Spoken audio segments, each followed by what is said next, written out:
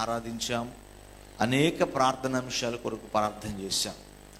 మన ప్రభు ప్రార్థన ఆలకించాడని, అంగీకరించాడని, ప్రార్థనకు జవాబు దేవుడు ఇస్తాడని నమ్మిన వారంగా మన ఆరాధన దేవుని సన్నిధికి చేరిందని విశ్వాసముతో ప్రభు ఆశీర్వాదం పొందుతామని నమ్మకంతో అందరూ రెండు చేతుల పైకి దేవునికి స్తుతి యాగము చెల్లిద్దాం. కొద్దిసేపు అందరూ కూడా యేసయ్యా నీకే మహిమ మహిమ మహిమ మహిమ. అందరూ స్వరాల పైకి దేవునికి స్తోత్రం చెప్పండి, ప్రభుని స్తుతించండి, దేవుని ఆరాధించండి, యేసయ్యని గణపరచండి. నీకు స్తోత్రం నాయన, నీకు స్తోత్రం తండ్రి.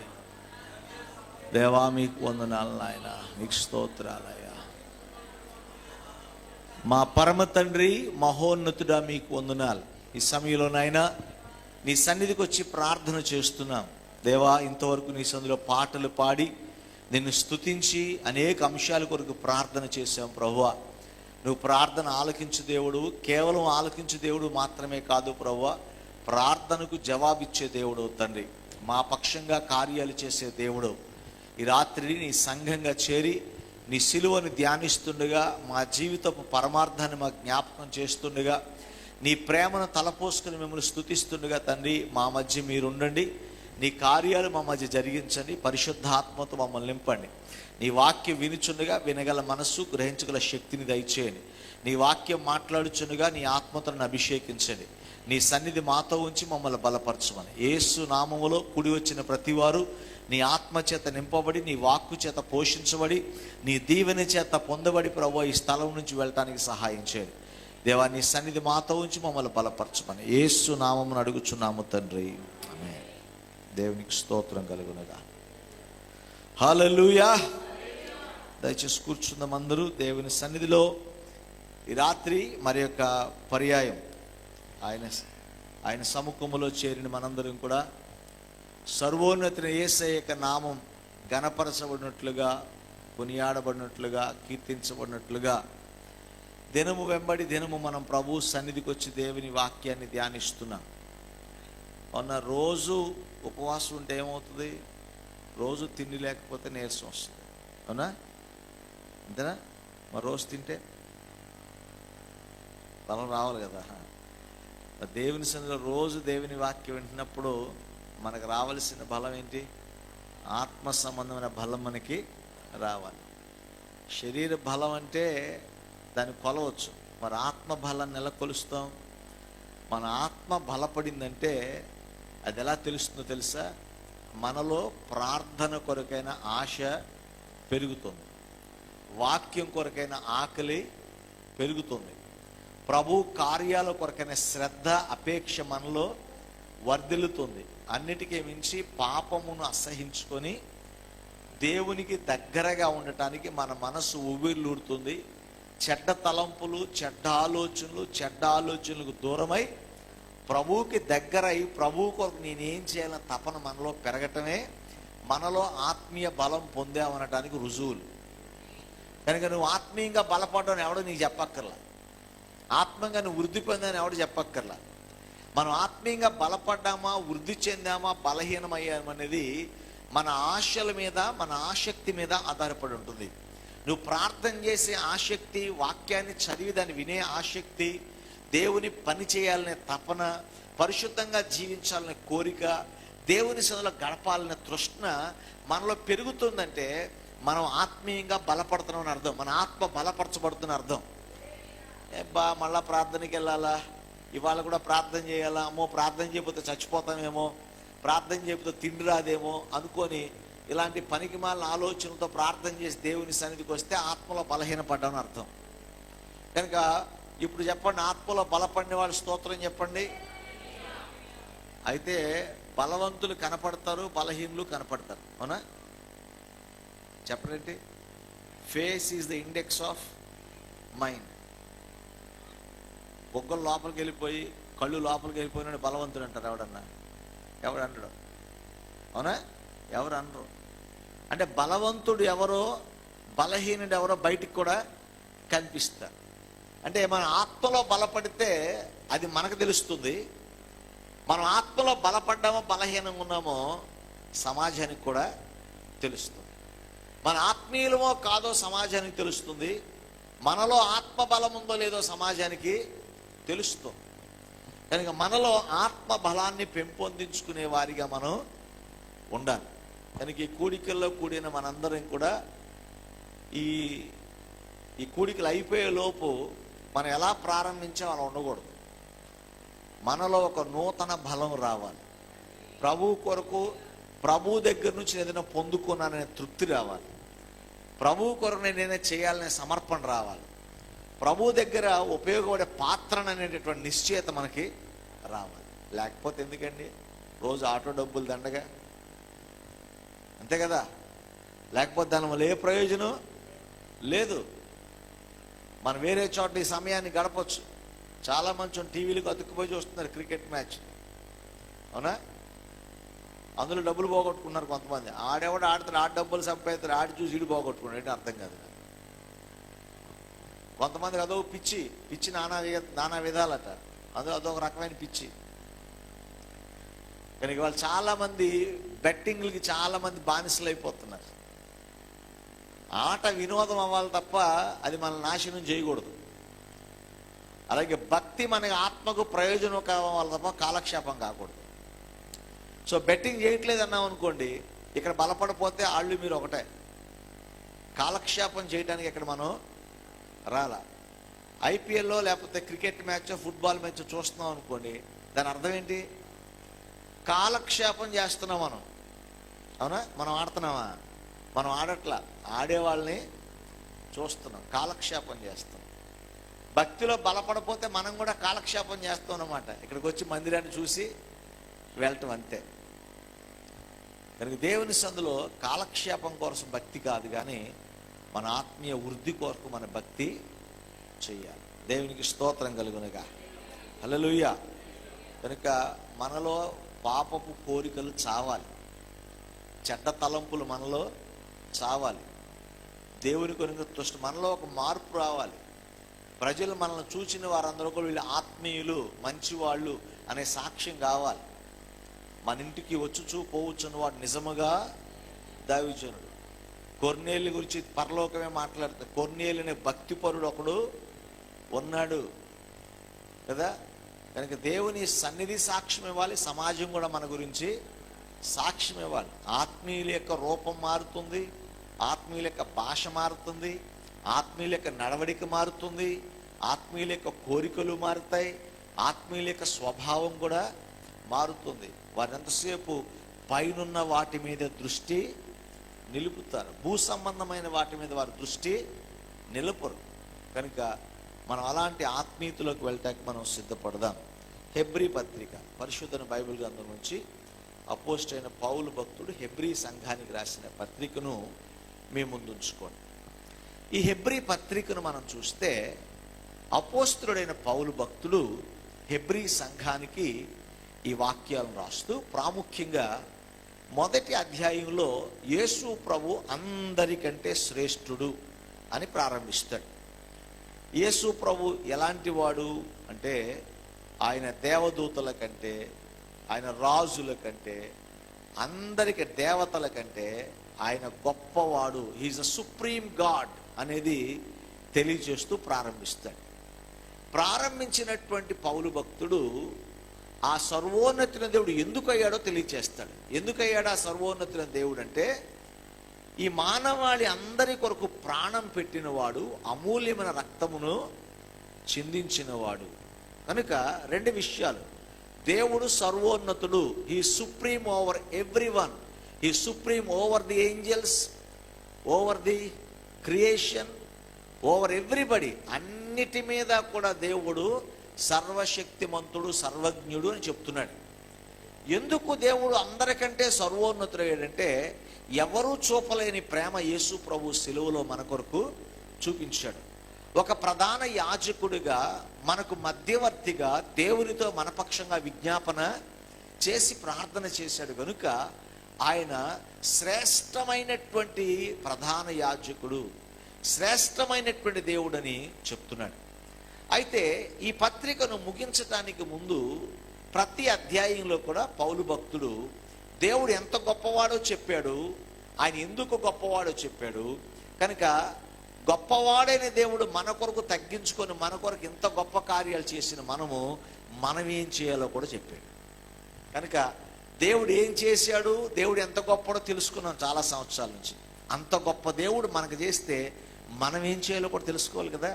ప్రధాన యాజకుడుగా దేవుడు మన పక్షంగా ఉండి మన కొరకు రక్తాన్ని చిందించి మనం బలులు అర్పించుకున్న మన కొరకు ఒకేసారి బలి అయినటువంటి పరిశుద్ధ గొర్రెపిల్లగా ఉన్నటువంటి యేసు ప్రభు ఎందుకు బలి అయ్యాడు అంటే, దేవుని యొక్క దాసుడు పౌలు భక్తుడు సంఘానికి తెలియచేస్తూ ఆ బలియాగానికి తృప్తి పొందిన మనము, మేలు పొందిన మనము ఇక మీదట మనం ఏం చేయాలి అనేది హెబ్రీ పత్రికలో రాస్తున్నాడు. ఒక్కొక్కటిగా మీకు తెలియజేస్తున్నాను. మొట్టమొదటిగా మనం చూసినట్లయితే హెబ్రీ పత్రిక 4వ అధ్యాయము 1వ వచనం చూడండి.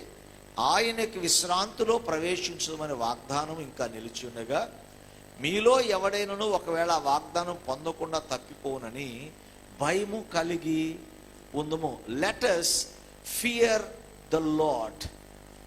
మన కొరకు బలి అయిన దేవుడు, మన కొరకు త్యాగం చేసిన దేవుడు, మన కొరకు ప్రేమను కుమ్మరించిన దేవుడు, మన కొరకు ఇంత గొప్పగా మనకు మధ్యవర్తిగా ఉండి మన పక్షంగా విజ్ఞాపన చేసిన దేవుని పట్ల మనం ఎలా ఉండాలంట, మనం దేవునికి భయభక్తులు కలిగిన వారిగా మనం let us fear the lord. Because ఆ వాగ్దానం పొందిన మనం వాగ్దానంలో చేరుకోకుండా పోతామేమో, ఆ వాగ్దానాన్ని మిస్ అయిపోతామేమో మనం. కనుక ఆ వాగ్దానం మనం పోకుండా ఉండాలంటే ఆ భయం మనం కలిగిన వారిగా మనం ఉండాలి. ఈరోజు చాలా మందికి వాగ్దానం పొందేసుకున్నాం అనుకుంటున్నాం, కానీ ఆ వాగ్దానం జార విడుచుకుంటామనే భయం లేకుండా ఉన్నాం. ఎవరైనా చేతికి చెక్కు రాసి ₹1,00,000 చెక్కు రాసి ఇచ్చారనుకోండి, చెక్కు రాసే ఇచ్చారు కానీ చేతిలో పెట్టుకుంటే డబ్బులు రావయ్యి. అది జాగ్రత్తగా బ్యాంకులో ప్రజెంట్ చెయ్యాలి. యేసు ప్రభు మధ్యవర్తిగా వచ్చాడు, సిలువెక్కాడు, రక్తంగా అన్నీ బాగానే ఉన్నాయి, కానీ నీవు పొందిన రక్షణ జాగ్రత్తగా కాపాడుకోకపోతే, దేవుని భయం వదిలేసి లోకంలో ఇష్టానుసారంగా తిరిగితే, ఇష్టానుసారమైన మాటలు మాట్లాడితే, ఇష్టానుసారమైన ప్రవర్తన కలిగితే, దేవుడు చూడట్లేదులే నా ఇష్టం వచ్చినట్లు చేద్దాం అనుకుంటే కనుక ఆ భయము లేని వాడికి వాగ్దానం తొలగిపోతుంది. కనుక దేవుని భయం మనలో ఉండాలి. అయ్యో నేను వాగ్దానం కోల్పోతానేమో, దేవుడు నాకు ఇచ్చిన ఆశీర్వాదం కోల్పోతానేమో, నా కొరకు చేసిన త్యాగం వలన పొందిన వాగ్దానాన్ని కోల్పోకున్నట్లుగా నా ప్రతి దినము కూడా నేనేం మాట్లాడుతున్నానో, ఎక్కడికి వెళుతున్నానో, ఏం చూస్తున్నానో, ఎవరితో మాట్లాడుతున్నానో ప్రతి విషయంలో దేవునికి లెక్క అప్పగించవలసిన వాడిని భయము కలిగిన వారిగా ఉండాలి. ఆ భయం మనలో వాగ్దానాన్ని స్థిరపరుస్తుంది. ఆ భయం లేని వారికి ఉన్న వాగ్దానం పోదు, వాగ్దానం మనం స్వతంత్రించుకోమంతే. నీకు వీసా రాలేదని చెప్పి అమెరికా లేదంటే కుదరదు. అమెరికా ఉంది అక్కడ, నీకు వీసా రాలేదంతే. అలాగే పరలోకం ఉంది, నువ్వు వెళ్ళట్లేదంటే పరలోకం లేదని కాదు, వెళ్ళే అర్హత నువ్వు కోల్పోయావు. ఎందుకని? దేవుని యందు భయం లేదు నీకు. భయం లేని వాడు ఏం చేస్తాడు? పాపం చేస్తాడు. భయం లేనివాడు దేవుని దూషిస్తాడు. భయం లేనివాడు హేయకరమైన కార్యాలు చేస్తాడు. దేవుని భయం బొత్తిగా లేనందున వాళ్ళు అవిధేయులైపోతారు. దేవుని భయం వారిలో లేకపోతే దేవుని కార్యాలలో శ్రద్ధ ఉండదు. వారు కట్టు లేక తిరుగుతారట. వాళ్ళు నిర్గమాకాండంలో ఒక మాట రాయబడింది, వాడు అరణ్యమునకు అలవాటు పడిన గాడిద అని రాస్తుంది. మీరు విన్నారు ఈ మాట? గాడిద అనే మాట సాధారణంగా తిడతా ఉంటారు, అడ్డగాడిద అని. మన నిలువుగాడిద అని ఉందా? లేదు. కానీ అడ్డగాడిద అని తిట్లు పెట్టినప్పుడు తిడతా ఉంటారు సాధారణంగా. బుద్ధి లేదా గాడిద అంటుంటారు. గాడిదని ఎందుకు తిడతారు నాకు అర్థం కాదు, కానీ అది సామెతగానో లేకపోతే తిట్లుగానో తిడతారు. కానీ బైబిల్లో రాయబడిన మాట ఏంటి తెలుసా? వాడు అరణ్యమునకు అలవాటు పడిన గార్ధవము, గాడిద అని అర్థం. దాన్ని ఏం చేయాలట? అరణ్యమునకు అలవాటు పడిన గాడిదంటే, మీరు అరణ్యంలో తిరిగేవాడికి ఏదైనా పర్పస్ ఉంటుంది అసలు? అరణ్యంలో ఏముంటుంది? అరణ్యంలో అడవిలో ఏముంటుంది? ఆడెట్టు వెళ్తాడో తెలీదు, దేనికి వస్తుందో మనకి తెలీదు. ఫోకస్ లేకుండా తిరిగేవాడు అరణ్యంలో తిరిగేవాడితో పోలిక అనమాట. వాడిని ఏం చేయాలన్నాడు ప్రభు? వాడిని మెడ విరగదీసి చంపాలన్నాడు. అరణ్యమునకు అలవాటు పడిన గాడిదనట మెడ విరిచి చంపమని నిర్గమాకాండంలో దేవుని వాక్యం రాయబడుతుంది. అంటే if anybody is living a life without purpose, దేవుని ఉద్దేశాలను అనుసరించి కాక తన ఇష్టానుసారంగా బ్రతికేవానికి వచ్చే శిక్ష ఏంటంటే మరణ శిక్ష. కనుక ఆ శిక్ష మన మీదకి రాకుండా ఉండాలంటే let us fear the lord. దేవుడు మనల్ని చూస్తున్నాడు. చెప్పండి ఈ మాట నాతో అంతా కూడా. అలా చెప్పారేంటి? చూసిన జాలుగా నన్ను చూడకన్నాడు చెప్పారు మీరు. యేసయ్య నన్ను చూస్తున్నాడు. చెప్పండి ఈ మాట. అది నాకు తెలుసు. యేసయ్య చూస్తున్నాడనే సంగతి నీకు తెలిస్తే నువ్వేం చూస్తున్నావో చాలా జాగ్రత్తగా చూస్తావు. నువ్వేం మాట్లాడుతున్నావో చాలా జాగ్రత్తగా మాట్లాడతావు. నువ్వు ఎక్కడికి వెళ్తావో చాలా జాగ్రత్తగా వెళతావు. అంతే కదండి. యేసయ్య నీతో ఉన్నాడంటే ఆ భయం నీలో ఉండాలి. యేసయ్య సన్నిధి కావాలి అని అందరం కోరుకుంటాం. ఆయన సన్నిధి నీతో ఉన్నప్పుడు నువ్వు మాట్లాడే మాట ఆయన విండా, నువ్వు చేసే పనులు ఆయన చూడ్డా, నువ్వు తల్లిదండ్రులు కళ్ళు కప్పొచ్చు, భర్త కళ్ళు కప్పొచ్చు, భార్య కళ్ళు కప్పొచ్చు, కానీ దేవుని కళ్ళు కప్పగలము మనము? ఈరోజు చాలా మందికి భయం లేకుండా కారణం ఏంటంటే నేను అందరే తప్పించుకున్నాను అనుకున్నారు. దేవుని తప్పించుకోలేదు. You can't escape God. So let us fear the Lord. మనుషులకు క్రియలే కనపడతాయి, దేవునికి ఉద్దేశాలు కూడా కనపడతాయి. అర్థమైందండి? మన దేవుని గొప్పతనం ఏంటంటే, యేసయ్య శ్రేష్టత ఏంటంటే, అందరి మనుషులకి అటు తెలియగలడు. కొంతమందికి ఏమిటి తెలుసా, అలా చూస్తే కడుపులో పేగులు లెక్కెట్టేస్తారంటారు. అంత తెలివిగలలో మాట్లాడతారు. రే నేను చూస్తే నీ ఆలోచనలు నాకు తెలిసిపోతాయి, కానీ ఆలోచన తెలిస్తే లేదు ఊహించుకునే ఆడ ఆలోచన అనుకుంటాడు. కానీ మన దేవుడు అలా కాదండి. మనల్ని చూస్తే మన జీవితం అంతా ఆయనకు తెరచిన పుస్తకం. ఆయనకు మరుగైనది ఏది కూడా లేదండి. దావీదు పాపం చేశాడు, నాతాను చెబితే అది ఎవరో అనుకుని శిక్ష వేయాలన్నాడు. కానీ నాతాను అన్నది నీవే అన్నాడు. ఎలా తెలిసింది? అప్పుడు సీసీ కెమెరాలు ఉన్నాయా? అక్కడ వాచ్మెన్ ఏమైనా ఉన్నాడా? దావీదు పాపం చేస్తే 4 మనుషులు పెట్టాడా? లేదండి. రహస్యమందు దావీదు చేశాడు, ఎవ్వరూ చూడకూడదని చెప్పి దావీదు అందరినీ యుద్ధానికి పంపించేశాడు. బెత్షెబా భర్తను చంపించాడు, యుద్ధానికి పంపించి హత్యకు కారకుడయ్యాడు. అందరినీ పంపించేశాడు, ఎవరి కంట్లో పడకూడదు అనుకున్నాడు. అందుకే వాక్యం రాయబడింది, రహస్యమైనవట మిద్దెల మీద రాయబడతాయట. కనుక ఏది రహస్యం అని మనం అనుకుంటాం, కానీ దేవుని దృష్టికి ఏది రహస్యము కాదు. ప్రభునందు ప్రియ దేవుని బిడ్డలారా, కనుక మన కొరకు బలి అయిన దేవుడు మన నుంచి ఆశిస్తుంది ఏంటంటే, ఆయన యందు భయభక్తులు కలిగి క్రమమైన జీవితాన్ని ప్రభు కోరుకుంటున్నాడు. అందుకనే దేవుని యందలి భయము మనం కలిగిన వారిగా మనం ఉండాలి. ఈరోజు సిలువను ధ్యానిస్తూ కూడా ఇంకా దేవుని భయం లేకుండా ఉన్నామా? దేవుడిని పరిశీలిస్తున్నాడనే భయం లేకుండా ఉన్నామా? ఆ మారు మనసు పొందిన దావీదు, ఆ పాపం చేసిన దావీదే మారు మనసు పొందిన తర్వాత దావీదు ఏమన్నా తెలుసా? నన్ను పరిశోధించు దేవా, నన్ను పరీక్షించు దేవా అని ప్రభువుని అడిగాడండి. ఇవాళ మనం అడగగలమా? వద్దు ప్రభువా, ఇంకో 2 సంవత్సరాలు టైం అయినా ఈ లోపు నా ఇష్టం వచ్చినట్టు చేస్తాను ప్రభువా, ఒకవేళ 2 సంవత్సరాలు వచ్చిన తర్వాత కూడా ఇంకా కొద్దిసేపు టైం అయినా అంటాను తప్ప, నన్ను పరిశోధించు, నన్ను పరిశీలించు అని అడగు. అంటే నువ్వు అడిగితే తప్ప ప్రభు చూడటాను కదా, నీకు తెలుసు. కానీ అడిగే ధైర్యం నీకుందా? అడిగే ధైర్యం నీకుందా? కొన్నిసార్లు అంటాం చూడండి చెయ్యండి అంటాం మనం. కారణం ఏంటంటే వాళ్ళు పట్టుకోలేరేమోని. కానీ దేవుని దగ్గర ఆ మాట అనలేం. ఎందుకంటే దేవునికి మరుగైనది ఏది కూడా లేదు. ప్రభు చేసిన త్యాగం, ప్రభు చిందించిన రక్తం, ప్రభు మధ్యవర్తిగా నీ పక్షంగా పోరాడి తండ్రితో సమాధాన పరిచిన ఉద్దేశం ఏంటి తెలుసా? నువ్వు ఏ భయం అయితే కోల్పోయావో అదే దేవుని భయాన్ని నువ్వు కలిగిన వాడిగా ప్రభు వాగ్దానాన్ని స్వతంత్రించుకోవాలని ప్రభు నీ కొరకు బలి అయ్యాడు. ఆమేన్, హల్లెలూయా. రెండవదిగా చూద్దాం, చూడండి. రెండవదిగా మనం చూసినట్లయితే హెబ్రీ పత్రిక 4వ అధ్యాయము, హెబ్రీ పత్రిక 4వ అధ్యాయము 11వ వచనంలో మనం చూస్తే ఇక్కడ, కాబట్టి అవిధేయత వల్ల వారు పడిపోయినట్లుగా మనల్ని ఎవడో పడిపోకుండా ఆ విశ్రాంతిలో ప్రవేశించుటకు జాగ్రత్త పడుదుము. ఎందుకనగా చదువు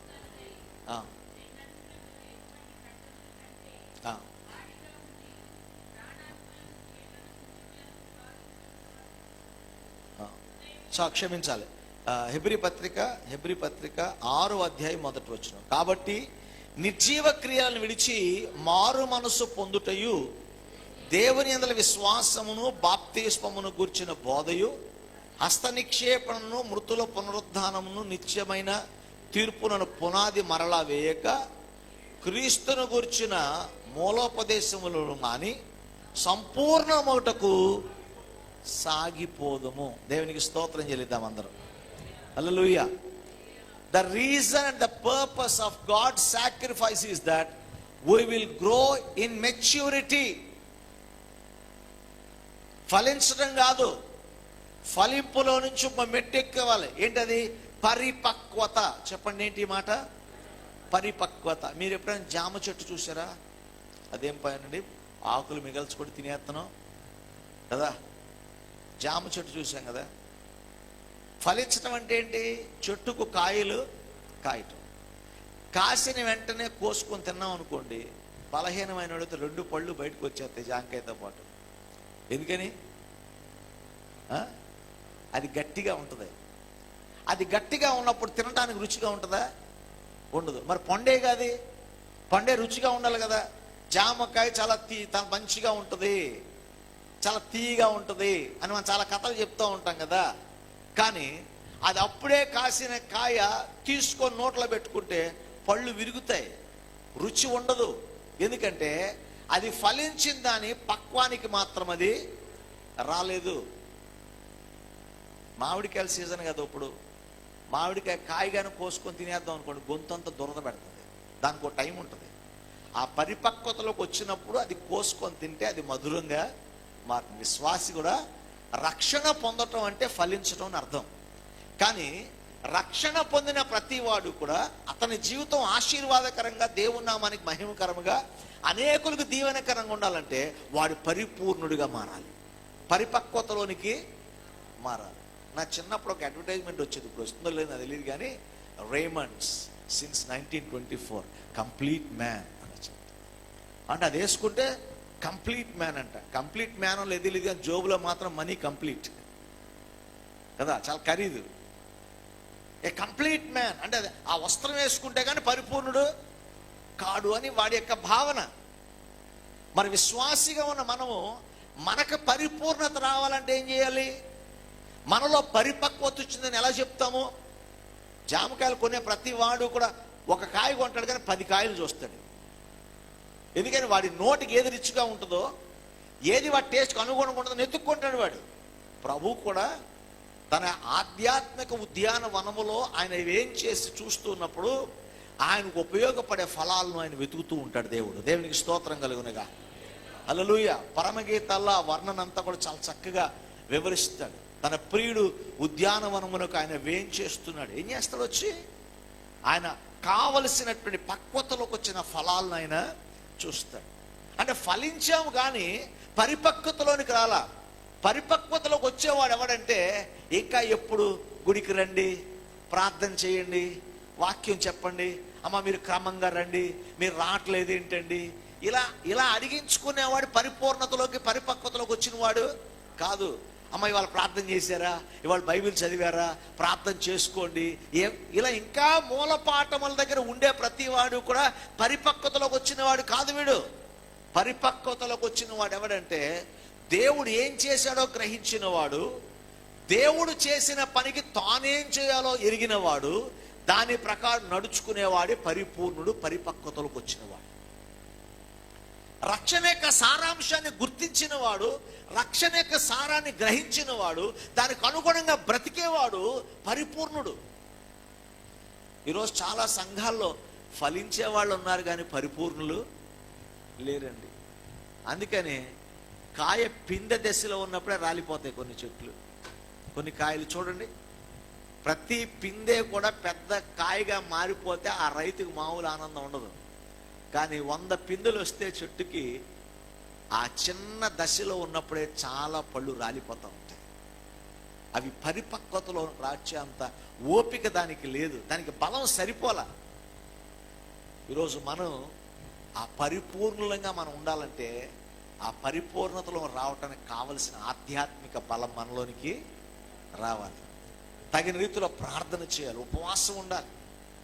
దేవుడు మన కొరకు అంతటి త్యాగం చేసింది కారణం ఏంటంటే, God doesn't want you to be just fruitful and go of. God wants to be fruitful and that fruit has to remain and that has to be matured.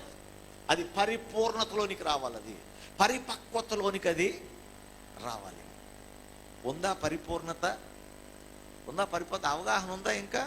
ఇంకా మూల పాఠముల దగ్గర ఆగిపోయాం, ఇంకా అక్కడే నిలిచిపోయామా? ఇంకా మాకేం తెలుసండి వాక్యం, మరి 20 ఏళ్ళైనా ఏం తెలియకపోతే ఎలాగండి? చదువు రాని అమ్మాయికి పెళ్లి చేస్తే 10 ఏళ్ళలో మొత్తం ఇల్లంతా చక్క పెట్టుకుని బీరువాల డబ్బులు ఎక్కడో తెలుస్తుంది కదా, మరి బైబిల్ ఎందుకు తెలియట్లే? దానికి అడ్డు రాని చదువు దీనికి ఎందుకు వస్తుంది? అవునా? చాలా అమాయకుడు 10 ఏళ్ళు అయ్యేటప్పటికి మామూలుగా ఉండడు. ఫస్ట్ ఇయర్లో అంటే బైబిల్ కాలేజీకి పిల్లలు వచ్చినప్పుడు మా తల్లిదండ్రులు చాలా అమాయకుడు అని అంటాడు. ఆ 2వ సంవత్సరంగా తెలియదు మాయకుడని. అర్థమైందా? అమాయకుడని వాళ్ళు అనుకుంటారు. 2వ సంవత్సరం మాయకుడు అవుతాడు. 3వ సంవత్సరానికి ఇక ఇంద్రజాలికుడు అవుతాడు. కానీ భక్తిలో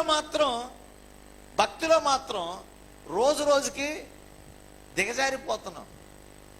అలాంటి అనుభవాలు మనలో ఉండకూడదు. కానీ పరిపక్వతలోనికి మనము రావాలి. పక్వానికి వచ్చిన పండు తింటే దాని రుచి వేరు, దాని యొక్క ఆనందం వేరు. ప్రభు పరిపక్వత కలిగిన విశ్వాసుల కొరకు చూస్తున్నాడు. ఆమేన్. హల్లెలూయా, హల్లెలూయా. ప్రభునందు ప్రియ దేవుని బిడ్డలారా, దేవుని సన్నిధిలో మనమందరము కూడా ఎలా ఉండాలట? పరిపూర్ణల మగుటకు మనము సాగిపోదుము. ఈ మాట మీ బైబిల్ అండర్లైన్ చేసుకోండి. పరిపక్వత పొందాలి, కానీ పొందాలని ఆశ ఉంటే పొందం. ఎవరు పొందుతారు? ఆ భక్తిలో సాగిపోయేవాళ్ళు, కొనసాగేవాళ్ళు, ముందుకు వెళ్ళేవారు, దాని కొరకు ప్రయాస పడేవారు, భక్తిని సాధన చేసేవాళ్ళు, దాని కొరకు ఆరాటపడి ఆశపడేవాళ్ళు ఏం చేస్తారు తెలుసా? వారు కొనసాగినప్పుడు పరిపూర్ణతలోనికి, పరిపక్వతలోనికి వాళ్ళు వస్తారు. ఆగిపోయిన వాడికి పరిపూర్ణత రాదు, పరిపక్వత రాదు. వస్తుందా? రాదు. కొద్దిగా లెక్కల్లో వీక్ అయిన వాడికి ట్రిగ్నామెట్రీ తెరవంగానే కార్డియక్ అరెస్ట్ వస్తుంది. పర్లేదురా నేర్చుకుందాం అనుకుంటే నేర్చుకొని నెమ్మదిగా బయటకు వస్తాడు. ఫస్ట్లోనే గుడి నొప్పి వచ్చింది అనుకో, వాడికి ఏదో ఒకలా మ్యాట్రిక్స్ చేసి బయటపడిపోదాం అనుకుంటే వాడికి 20 మార్కులతో బయటపడతాడు. ఎందుకంటే ఏ ఎగ్జామ్లో అయినా ప్రతి అంశానికి 15 మార్కులే ఉంటాయి. అన్ని మాత్రికల్లోంచి ఇవ్వడు కదా, ఇస్తాడా? ఎవడు? కనుక అన్నీ నేర్చుకున్నవాడే పరిపూర్ణుడు. నాకు ఏబిసిడి వచ్చింది, ఇంగ్లీష్ గ్రామర్ అంతా వచ్చిందంటే కుదరదు.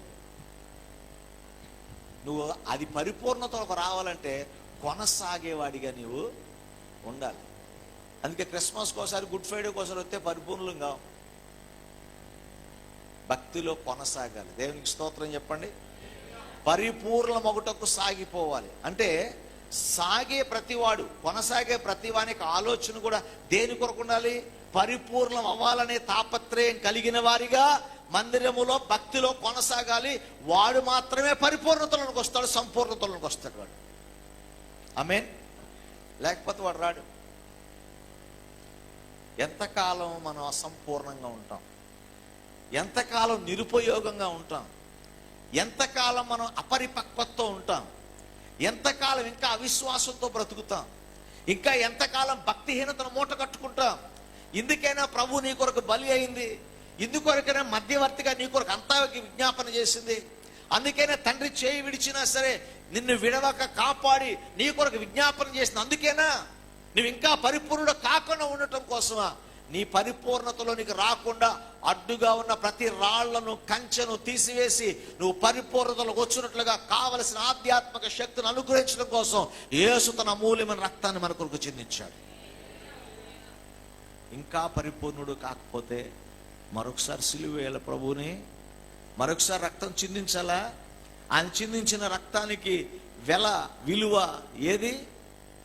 ఈరోజు ప్రభు వాక్యం వింటున్న మనందరము కూడా దేవుని సముఖంలో ఈ ఆలోచన కలిగిన వారిగా ఉండాలని మీకు జ్ఞాపకం చేస్తున్నా. దేవునికి స్తోత్రం కలుగును గాక. హల్లెలూయా, హల్లెలూయా.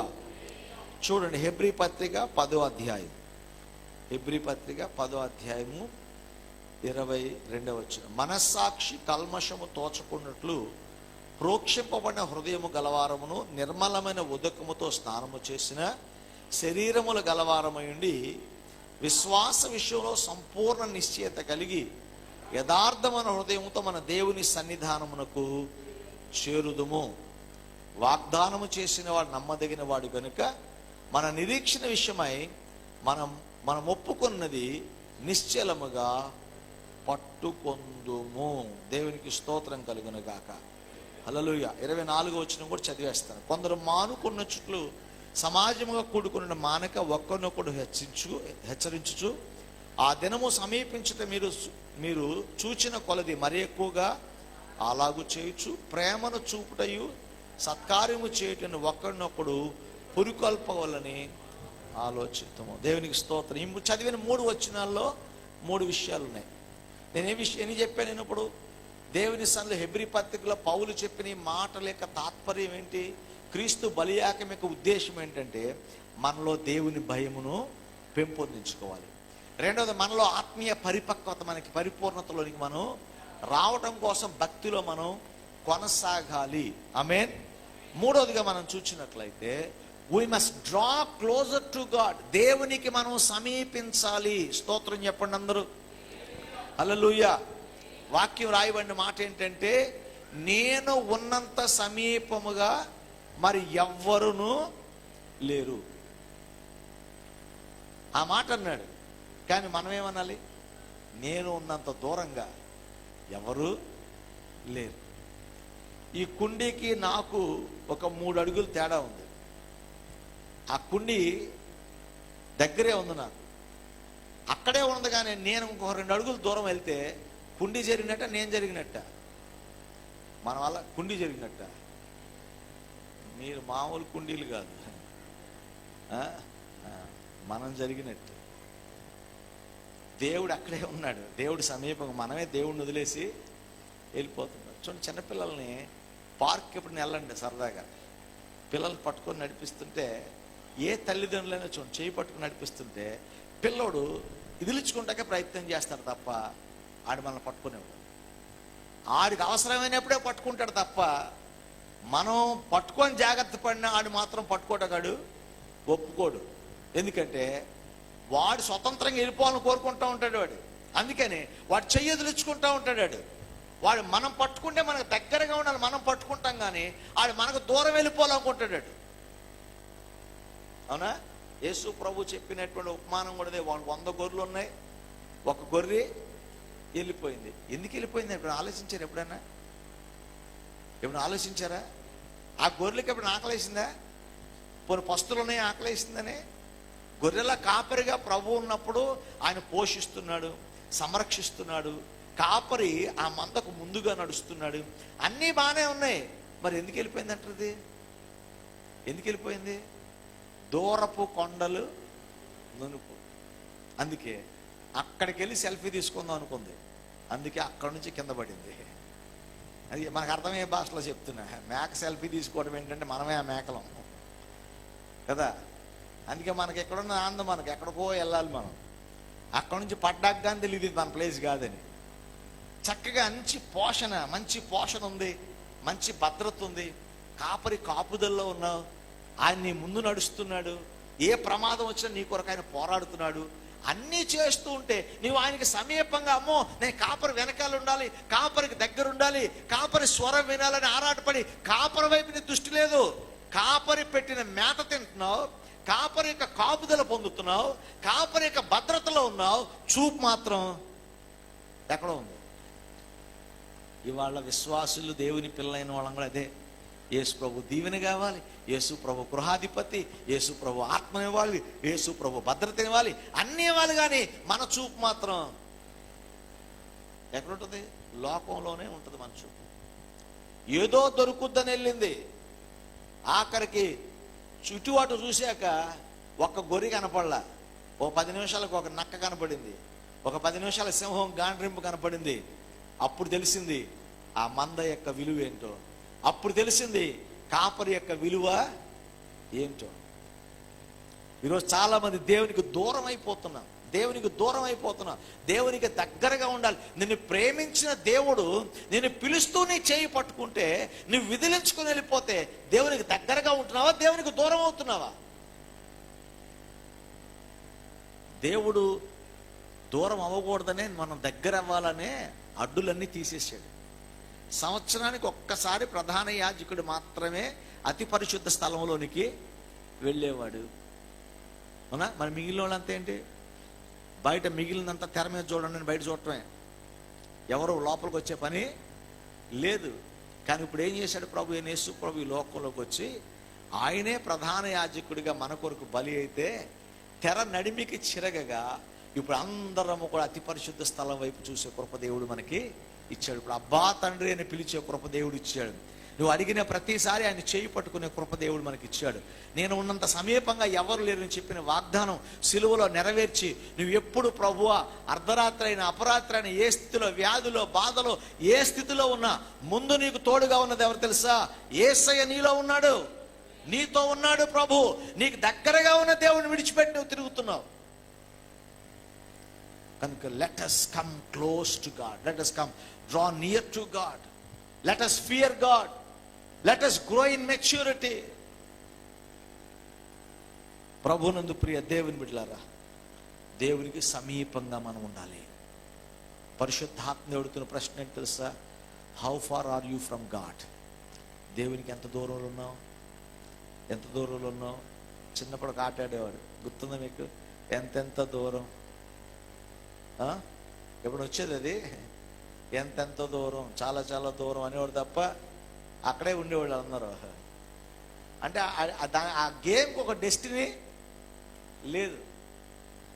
ఇవాళ మనం కూడా ప్రభు అంటున్నాడు, అయ్యా ఎప్పుడు వస్తావు సమీపంగా అంటే ఇంకా కొంతకాలం, ఇంకా 2-3 నెలలు, మా అమ్మాయి పెళ్ళి అవ్వాలి, మా అబ్బాయికి ఉద్యోగం రావాలి, నా వ్యాపారం బాగుపడాలి, నాకు అమాంతంగా కోట్లు వచ్చేయాలి, అప్పుడు ప్రభువా ఆ కోట్ వేసుకొని నీ గుళ్ళని కూర్చుంటాను ప్రభువా అన్నప్పుడు అంటాం.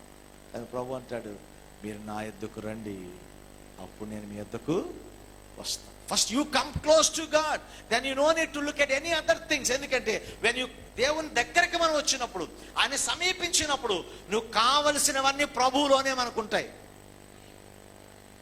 ప్రభువులో దొరకనిది, ప్రభువులో పొందలేనిది ఏది కూడా లోకంలో పొందలేము మనం. ప్రభువులో సమస్తము కూడా మనకు అనుగ్రహించబడుతుంది. ఆయన మనకు సమీపం ఉన్న దేవుడు, మనలను సమీపంగా రమ్మని దేవుడు, అడ్డుగా ఉన్న తెరను చించివేసిన దేవుడు, మనలను ఆయన చూచుటకు సమీపంగా చేరుటకు మార్గము తెరిచిన మహోన్నతుడు యేసయ్య గనుక let us all draw closer to God. దేవునికి సమీపంగా వచ్చేద్దాం. పస్కా పండుగ చేయండి అంటే ఇళ్లలో కూర్చొని పస్కా పండుగ అంటే అవ్వదు. ఎక్కడికి వెళ్ళాలి? బలిపీఠం దగ్గరికి రావాలి. గుడారాల పండుగ అంటే అక్కడికి వెళ్ళాలి, ఆ గుడారం వెయ్యాలి, అందులో అందరూ కలిసి ప్రార్థించాలి. దేవుని సందులో ఆ యొక్క అహరోను కర్రలు తీసి అన్ని ప్రతి విధమైన భక్తి కార్యక్రమం చేయాలంటే దేవుని దగ్గరికి మనం రావాలి. You have to come close to God. దేవునికి సమీపంగా వస్తే దేవునికి ప్రత్యక్షత నీకు కలుగుతుంది. ఆమేన్.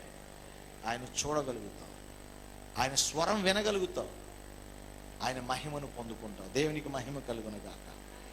హల్లెలూయా. 4వదిగా మనం చూసినట్లయితే ఏమంటాడు? యేసు ప్రభు ఇంత త్యాగం చేశాడు, ఇంత మహిమ చూపించాడు కనుక మనకు కలిగి ఉన్న దాన్ని, అనుగ్రహించిన దాన్ని గట్టిగా పట్టుకుందాం. Let us hold fast what the Lord has given to us. దేవుడు మనకు అనుగ్రహించిన దాన్ని గట్టిగా పట్టుకుందాం, జాగ్రత్త, అది వదిలిపెట్టకూడదు. ఏమిచ్చాడు ప్రభు మనకి? రక్షణ అనుగ్రహించాడు, తర్వాత పరిశుద్ధాత్మను అనుగ్రహించాడు, ఆత్మ ఫలమును అనుగ్రహించాడు, వాగ్దాన దేశమును అనుగ్రహించాడు. కనుక దేవుడు మనకి తన పనిని మనకు అప్పగించాడు. వీటన్నిటినీ కూడా మనము గట్టిగా పట్టుకోవాలి, దాన్ని వదిలిపెట్టకూడదు. మనకు ఇవాళ మనం అందరం కూడా లోకాన్ని గట్టిగా పట్టుకుంటాం, దేవుని ఆత్మను వదిలేస్తున్నాం, దేవుణ్ణి వదిలేస్తున్నాం. నీకు దేవుడిచ్చిన దాన్ని గట్టిగా పట్టుకోవాలి, లోకాన్ని కాదు గట్టిగా పట్టుకోవాల్సింది. అందుకే కీర్తన, ఎన్నాళ్ళు మీరు ఒరిగిపోచున్న గోడను మీరు ఆనుకుంటారు? పడుతున్న గోడపై ఎన్నాళ్ళు ఆనుకుంటారండి మీరు? కానీ ప్రభు అనుగ్రహించిన రక్షణను, అనుగ్రహించిన ఆత్మను, ఆయన ఇచ్చిన ఆత్మ వరాలను, ఆత్మ ఫలములను, వాగ్దానాలను గట్టిగా పట్టుకోగలిగితే నీవు పట్టుకున్న వాగ్దానము నిన్ను గమ్యానికి చేరుస్తుంది. కనుక let us hold force the promise of God. దేవుని వాగ్దానాలు గట్టిగా పట్టుకోండి. కొన్నిసార్లు ఏదైనా జరగకపోతే ఏంటి అయిపోయింది ప్రభు, నిరాశపడద్దు, వాగ్దానం జ్ఞాపకం చేసుకోండి. ప్రభు అన్నాడు, నేను నిన్ను విడువను ఎడబాయని ప్రభు చెప్పాడు. ఆ మాటను గట్టిగా పట్టుకోండి. నిన్ను స్వస్థపరచు యెహోవాను నేనే అని చెప్పాడు. వాగ్దానాన్ని గట్టిగా పట్టుకోండి. ఆకాశంలో ఉన్న ప్రతిదీ కూడా, ఈ భూమి మీద ఉన్న ప్రతిదీ కూడా మరుగైన ధననిధిని నీకు తెచ్చిస్తాను ప్రభు చెప్పాడు. వాగ్దానాన్ని పట్టుకోండి. నువ్వు అడిగిన వాటికంటే, ఊహించిన వాటికంటే అత్యధికంగా ప్రభు నీకు దయచేస్తానని చెప్పిన వాగ్దానాన్ని పట్టుకోండి. ఆ వాగ్దానాలు పట్టుకొని ప్రభు సందు నిలిస్తే వాగ్దానాలు మన జీవితంలో నెరవేరుతాయి. ఆమేన్. వాగ్దానం వదిలేసి ఎంతసేపు పరిసినా మన జీవితంలో ఏది కూడా పొందలేము. Let us hold fast with the promises that God has given for us. ఆమేన్. చివరికి ఒక మాట చెప్పి నేను ముగిస్తే, ఇదే 10:24 అంటాడు, ఒకరిని ఒకరు మనము పురికొల్పుకొందుము. Let us encourage each other, let us strengthen each other. ఒకరినొకరు మనం ఏం చేసుకోవాలట? బలపరుచుకోవాలి, పురికొల్పుకోవాలి, ఆదరించుకోవాలి, ధైర్యపరుచుకోవాలి. సిలువ మనకు అనుగ్రహించిన ధైర్యము చేత, సిలువ మనకిచ్చిన వాగ్దానము చేత, సిలువ మనకు అనుగ్రహించిన దీవెన చేత ఒకరి బాధలో ఒకరిని ఓదార్చుకొని, ఆదరించుకొని, పురికొల్పుకొని, ధైర్యపరుచుకునే వారిగా మనం ఉండాలి. ఒకరినొకరు కృంగ తీసుకునే వాళ్ళ కాదు, ఎవరి కాలు లాగేద్దాం అన్నట్టు కాదు. సిలువ మనకి ఎందుకు ఇచ్చింది తెలుసా? సిలువ అనేది ధైర్యం అండి. సిలువ అనేది శాపం కాదు. యేసు ప్రభు బలియాగం అనే ధైర్యం, విశ్వాసం, కృప. కనుక ఆ గొప్ప దీవెన పొందిన మనందరం కూడా మన తోటి సహోదరుడు, మీరు సహవాసముగా మానద్దు, కలుసుకోవటం మానద్దు, కూడుకోవటం మానద్దు. ఎందుకంటే ఆ సహవాసంలో చేరినప్పుడు సిలువలో ప్రభు చేసిన ఆ త్యాగం ద్వారా, ఎందుకు ప్రభు సిలువలో బలి అయ్యాడో దాని విలువను, దాని ఆశీర్వాదాన్ని గ్రహించి ఆ ఆశీర్వాదాలు తలపోసుకుంటూ ఒకరిని ఒకరు మీరు ప్రోత్సాహపరచుకోండి, బలపరచుకోండి, ఆదరించుకోండి, ధైర్యపరచుకోండి. అది ప్రభు మనకు చెప్తున్న మాట. కనుక సంఘానికి వచ్చిన ప్రతిసారి ఏం బాగులేండి అలాంటి దిక్కుమాలిన ఏడుపు ఉండకూడదు. సిలువలో మనకు ప్రతి ఐశ్వర్యము సిలువలో దేవుడు మనకి అనుగ్రహించాడు. నీ బాధ, ప్రతి బాధ సిలువలో ప్రభు తీర్చాడు. నీ ప్రతి వెల దేవుడు చెల్లించాడు. దేవునితో నీ సమాధానపరిచాడు. ఎన్ని ఆశీర్వాదాలు దేవుడు సిలువలో మనకిచ్చాడు. అవి ఒకరినొకరు మాట్లాడుకుంటూ, ఆదరించుకుంటూ, ధైర్యపరచుకోగలిగితే మన విశ్వాసంలో ముందుకెళ్ళిపోతాం. దేవుని సముఖంలో మనం చేరతాం. దేవునికి స్తోత్రం కలుగునగా. కనుక ప్రభునందు ప్రియ దేవుని బిడ్డలారా, 5 విషయాలు మీకు జ్ఞాపకం చేసిన రోజు పౌలు భక్తుడు యేసు ప్రభు ఎంత శ్రేష్ఠుడో చెప్పాడు. శ్రేష్ఠుడైన వాడు ఎందుకు అలా అయ్యాడంటే, సిలువ యాగం మన కొరకు చేసి, మధ్యవర్తిగా మన కొరకు విజ్ఞాపన చేసి, మన దేవునితో సంధి చేసి సమాధానపరిచాడు దేవుడు. అందుకే నేను శ్రేష్ఠుడు. అంతటి గొప్ప దేవుని పట్ల మనం ఎలా ఉండాలి? దేవుని అందులో భయము, భక్తి కలిగిన వారిగా మనం ఉండాలి. ఆయనకి సమీపంగా మనం ఉండాలి. మనం కలిగి వచ్చిన ఆశీర్వాదాన్ని గట్టిగా పట్టుకోవాలి. ఒకరినొకరు ఆదరించుకొని, ధైర్యపరచుకొని, బలపరుచుకోవాలి. దేవుని సందులో మనము ఆత్మీయ పరిపక్వత కొరకు కొనసాగే వారిగా మనం ఉండాలి. అలాంటి ఆధ్యాత్మిక తృష్ణ కలిగిన వారిగా ఉంటే దేవుడు మనల్ని ఆశీర్వదిస్తాడు. ఈ సిలువ ధ్యాన కూడికలో ప్రభు వాక్యం వింటున్న మనందరం కూడా దేవుని బంది భయభక్తులు నేర్చుకుందాం. దేవునికి భయపడటం నేర్చుకుందాం. ఆయన మనల్ని చూస్తున్నాడని గుర్తిద్దాం. ఆయన మన మాట వింటున్నాడని తెలుసుకుందాం. ఆత్మీయ పరిపక్వతలోనికి ప్రవేశిద్దాం. మనకు అనుగ్రహించిన వాగ్దానాలను గట్టిగా పట్టుకుందాం. ఆయన అప్పగించిన పనిని గట్టిగా పట్టుకుందాం. ఒకరినొకరు ఆదరించుకుందాం, ధైర్యపరచుకుందాం. విశ్వాసంలో పురికొల్పబడి, బలపరచబడి అనేకులకు ఆశీర్వాదకరంగా మారుదాం. సిలువ యొక్క విలువను కలిగిన వారంగా, సిలువ యొక్క మహిమను పొందిన వారముగా, సిలువకు సాక్షులుగా, సిలువ యొక్క ఆశీర్వాదాన్ని పొందుతూ అనేకులకు దీవెనకరంగా ఉండే కృప మనం పొందుకుందాం. తల్ల వంచండి, మోకరించగలిగిన వారు మోకరించండి. కొద్దిసేపు అందరం ప్రభువులో ప్రార్థన చేద్దాం. ప్రభు యొక్క సహాయాన్ని కోరదాం, యేసయ్య సహాయాన్ని కోరదాం. అందరూ యేసయ్య సన్నిధిలో దేవునికి స్తోత్రం చెప్పండి. అందరూ స్వరాల పైకెత్తాలి బిగ్గరగా. మన విజ్ఞాపన దేవునికి చేరాలి. అయ్యా ఇన్నాళ్ళు ప్రభువా నేను భక్తిహీనుడిగా ఉన్నానయ్యా, భయము లేనివాడిగా ఉన్నానయ్యా, నాలో నీ అందలే భయము భక్తి పుట్టించండి ప్రభువా. అందరూ చెప్పండి, యేసయ్యా నాలో భయాన్ని పుట్టించండి నాయన, నీ అందలి భయము భక్తి నాకు పుట్టించు నాయన, నీ అందలి విశ్వాసం నాకు కలుగు చేయండి తండ్రి. నేను ఆత్మీయ పరిపక్వతలోనికి రావడానికి సహాయం చేయండి అయ్యా. నా జీవితం ప్రభు కొనసాగుటకు సహాయం ఇచ్చేయండి ఆయన.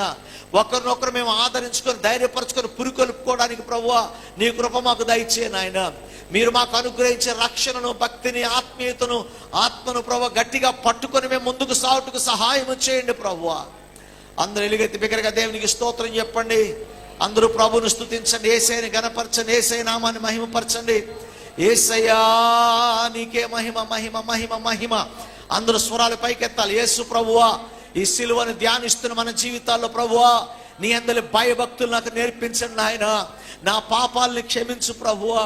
నీవు నాకు అనుగ్రహించిన ఆశీర్వాదాన్ని గట్టిగా పట్టుకోవడానికి, వాగ్దానాలు గట్టిగా పట్టుకొని ముందుకు సాగడానికి, ఆత్మీయ పరిపక్వతలోకి రావడానికి సహాయము చేయండి తండ్రి. దేవా మీకు వందనాలు తండ్రి, నీకు స్తోత్రాలు ప్రభువా, నీకు స్తోత్రాలు నాయన, నీకు స్తోత్రాలు.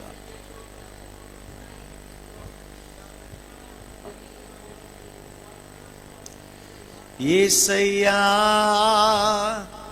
యేసయ్యా యేసయ్యా యేసయ్యా యేసయ్యా యేసయ్యా యేసయ్యా పాపాల ఊబిలో పడియున్న నన్ను నీ ప్రేమతో నన్ను లేపావయ్యా. పాపాల ఊబిలో పడియున్న నన్ను నీ ప్రేమతో నన్ను లేపావయ్యా. ఏ తోడు లేని నాకు నా తోడుగా, నా అండగా నీవు నిలిచావయ్యా. ఏ తోడు లేని నాకు నా తోడుగా, నా అండగా నీవు నిలిచావయ్యా. యేసయ్యా యేసయ్యా యేసయ్యా యేసయ్యా యేసయ్యా యేసయ్యా యేసయ్యా యేసయ్యా. ప్రియ దేవుని బిడ్డలారా, పాపాల ఊబిలో ఉన్న మనలను, పడి ఉన్న మనలను జ్ఞాపకం చేసుకొని ఆయన మనల్ని లేవనెత్తి, మనల్ని దృష్టించి, మనల్ని బలపరిచి, మనల్ని ఆశీర్వదించి, వృద్ధిపరిచి, కృప చూపించి, మేలులతో తృప్తిపరిచిన అద్వితీయుడైన యేసయ్యను ఒకసారి మనసారా ప్రభుకు స్తోత్రయాగం చెల్లిద్దాం. హల్లెలూయా, నీకే వందనాలు, నీకే స్తోత్రాలు స్తోత్రాలు స్తోత్రాలు. ప్రేమగల తండ్రి, పరిశుద్ధుడైన దేవా మీకు వందనాలు. దేవా ఈ సిలువ ధ్యాన కూడికలో ప్రభువా నీ వాక్యాన్ని ధ్యానించి నీవు మా కొరకు ఎందుకు బలి అయ్యావో, ఎందుకు మీ రక్తాన్ని చిందించారో, మీరు చిందించి రక్తము ద్వారా మాకు అనుగ్రహించిన రక్షణకు ఉద్దేశం ఏంటో ప్రభువా నీ భక్తుని ద్వారా మాతో మాట్లాడిన దేవా, నీ వాక్యంలో నీ భక్తుడు మాకు తెలియజేసిన ప్రతి మాటను మేము ధ్యానం చేస్తున్నాం తండ్రి. నీ అందరి భయము భక్తిని మాకు నేర్పించండి. ఆత్మీయ పరిపక్వత పరిపూర్ణతలకు మమ్మల్ని నడిపించండి. భక్తుల విశ్వాసం ఆగిపోక కొనసాగే కృప దయచేయండి. నువ్వు మాకు ఇచ్చిన వాగ్దానాలు గట్టిగా పట్టుకొని ముందుకు సాగే కృప దయచేయండి ప్రభువా. మేము ఒకరినొకరు పురికొల్పుకుంటూ బలపరుచుకుంటూ మేము ముందుకు సాగే కృప దయచేయండి అయ్యా. ఈ రాత్రి విన్న వాక్యాన్ని మా హృదయంలో భద్రపరుచుకొని వాక్యానుకూలంగా జీవించే కృప ఇవ్వండి. పరిశుద్ధాత్మ శక్తితో మమ్మల్ని నింపండి తండ్రి. నీ సన్నిధి మాతో ఉంచు నాయన. మీకు సమీపంగా చేరే కృప ఇవ్వయ్యా, మీకు దగ్గరగా చేరే కృప ఇవ్వయ్యా. నీ చేయి పట్టుకొని మేము నడిచే కృప దయచే నాయన. నిన్ను హత్తుకొని జీవించే కృప దయచే తండ్రి. నీ ఆశీర్వాదం మాలో ప్రతి ఒక్కరికి దయచేయండి. ఈ రాత్రి ప్రభువా నీ సన్నిధికి వచ్చిన బిడ్డల్లో కానీ ఈ లైవ్ వీక్షిస్తున్న వారిలో కానీ ఎవరైనా బలహీనుంటే యేసు నామములో వారిని స్వస్థపరచండి తండ్రి. దేవా ఈ సమయంలో నాయన నీ ఆశీర్వాదం కొరకు ఎదురు చూస్తున్న ప్రతి వారికి నీ ఆశీర్వాదం దయచేయండి. ప్రయాణాలు చేస్తున్న బిడ్డలకు ప్రయాణాల్లో తోడుగా ఉండండి ప్రభువా. నీ సన్నిధి, నీ సమాధానం, నీ కృప, నీ కాపుదల నీ బిడ్డలైన వారందరికీ దయచేసి మీరే మహిమను పొందమని, ఆశీర్వదించి దీవించమని, బలపరిచి నీ కృపలో జ్ఞాపకం చేసుకోమని, నీ ఆశీర్వాదాలతో నింపి మీరే మహిమ పొందమని, నీ కార్యాలు మా జీవితంలో అనుగ్రహించి సహాయం చేయమని యేసు అతి శ్రేష్టమైన నామమున అడిగి వేడుకుని ప్రార్థిస్తున్నాము తండ్రి. ఆమేన్.